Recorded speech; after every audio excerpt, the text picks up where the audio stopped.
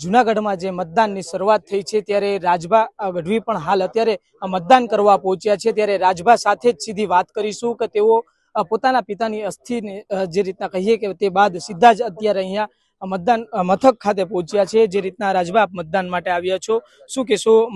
મતદારોને આપ શું અપીલ કરશો?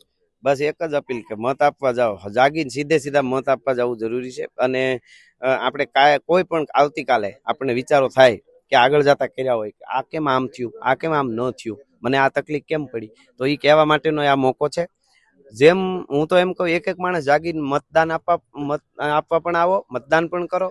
એમ જ પાસે જાગીને તમને આડાવડું લાગે તો નીકળીને કયો પણ કેવા ટાણે પણ આવો, કેય પણ નહીં, કરી નહીં, ઘેરે બેઠા કરી બધું બગડી ગયું છે। એ આપણે જીવતા હોય એની સાબિતી જ નથી। જે રીતના રાજભા અત્યારે જૂનાગઢનો વિકાસ છે તેના વિશે તમે શું વિચારો છો ને જૂનાગઢનો વિકાસ કેવો હોવો જોઈએ? ખૂબ જૂનાગઢમાં હોવો જોઈએ। જૂનાગઢ એક આધ્યાત્મિક આપણો ગર્વ ગિરનાર હિમાલયનો દાદો છે, એટલે દુનિયા અહીંયા આવે એવું થઈ શકે એમ છે। ખૂબ થાય છે પણ હજી ઘણું થવું જોઈએ, એ પણ જરૂરી છે। અને અત્યારે આપણે વર્તમાનમાં જોઈએ તો જ્યાં જોઈએ ત્યાં ખૂબ કામ ચાલે છે, એ પણ દેખાય છે।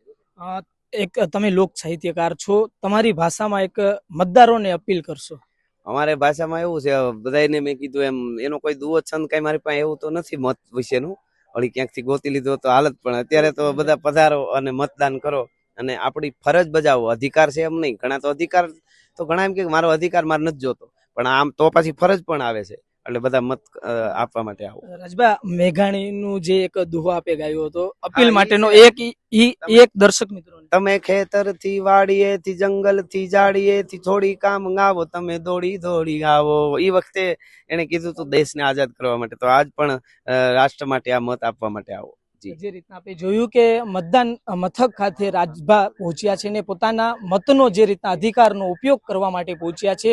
જે રીતના મતદાનની શરૂઆત થઈ છે, જૂનાગઢમાં ઓછું મતદાન છે તે ચાલી રહ્યું છે, તેની સામે રાજભાએ છે તે તેમના અંદાજમાં લોકોને મતદાન કરવા માટે અપીલ પણ કરી હતી। કેમેરા પર્સન નિત ભાયણી સાથે Sahil Sappa, BS9 TV news, Junagadh.